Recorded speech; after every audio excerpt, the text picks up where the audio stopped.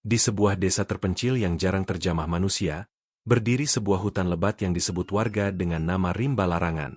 Hutan itu bukan sekadar tempat penuh pepohonan tinggi menjulang, melainkan sebuah dunia lain yang diselimuti rahasia kelam, cerita turun-temurun, dan bisikan gaib yang tak pernah berhenti di telinga orang yang nekat masuk. Orang-orang desa selalu memberi peringatan, jangan pernah berjalan ke dalam Rimba Larangan setelah matahari terbenam. Jika kau mendengar namamu dipanggil, jangan sekali-kali menoleh. Namun, larangan itu justru membuat sebagian orang penasaran. Termasuk sekelompok mahasiswa yang sedang melakukan penelitian tentang cerita rakyat dan ritual kuno di desa tersebut. Mereka adalah Arga, Dinda, Rani, Farhan, dan Yuda.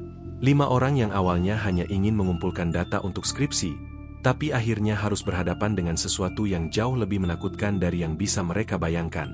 Petualangan mereka dimulai saat sore menjelang.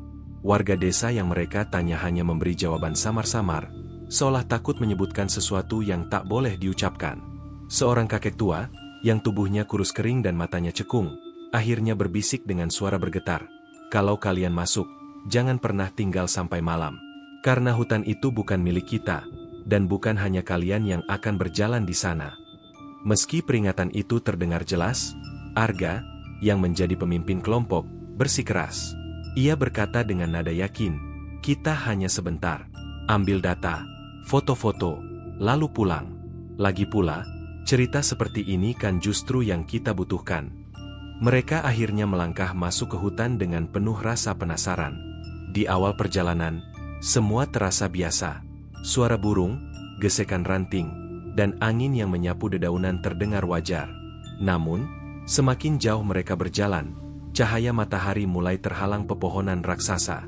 Udara menjadi lebih dingin, dan aroma tanah basah bercampur dengan sesuatu yang sulit dijelaskan. Bau anyir yang samar, seolah darah yang telah lama mengering. "Kenapa tiba-tiba gelap banget ya?" bisik Dinda sambil merapatkan jaketnya.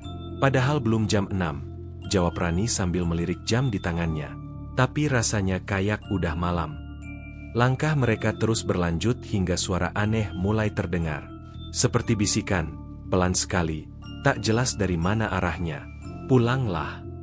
Dinda langsung berhenti. "Kalian dengar itu?" Farhan menggeleng. "Apa? Angin mungkin." Namun, Yuda yang biasanya paling santai justru terlihat pucat. "Aku dengar. Kayak ada yang bilang, 'Pulang.'" Arga hanya tertawa.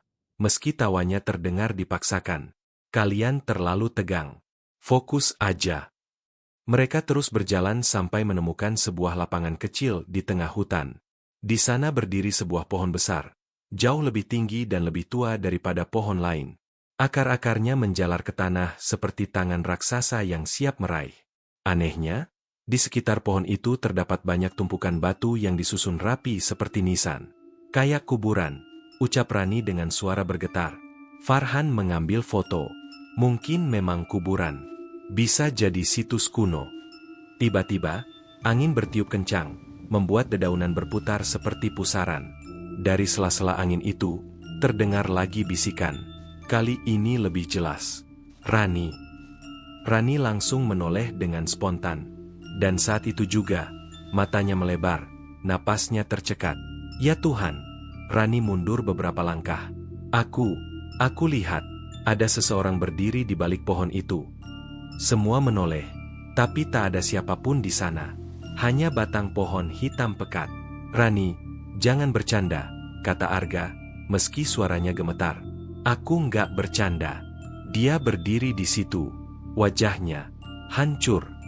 Ketegangan semakin memuncak. Mereka akhirnya memutuskan untuk segera keluar dari hutan.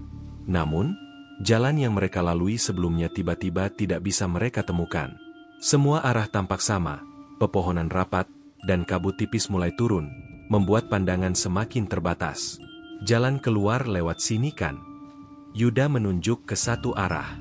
"Tadi bukan ke situ," bantah Farhan. "Diam. Aku ingat betul." Suasana makin kacau. Mereka berdebat sambil terus berjalan, hingga tiba-tiba terdengar suara langkah lain mengikuti dari belakang.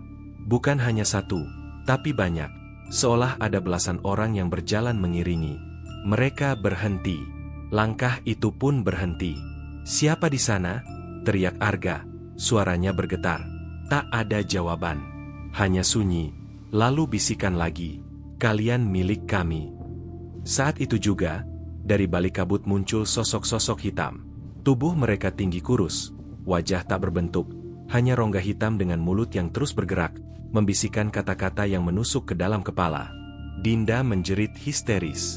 Farhan mencoba menariknya lari, tapi semakin mereka berlari, semakin dalam pula mereka masuk ke hutan. Jam demi jam berlalu, malam benar-benar turun. Bulan hanya terlihat samar di balik kabut. Mereka kehilangan arah, kehilangan tenaga, dan perlahan kehilangan kewarasan. Satu persatu mulai mendengar bisikan berbeda, seolah masing-masing diserang ketakutan pribadinya. Arga mendengar suara ibunya memanggil namanya. Rani mendengar tangisan bayi. Yuda mendengar tawa kawan lama yang sudah meninggal. Farhan mendengar derap langkah ayahnya yang dulu suka memukul. Dinda mendengar bisikan manis, seolah ada yang membujuknya untuk menyerah. Semua bisikan itu bercampur, membuat mereka hampir gila. Dan di tengah keputusasaan itu, mereka sadar, mereka tak pernah benar-benar sendirian sejak memasuki hutan.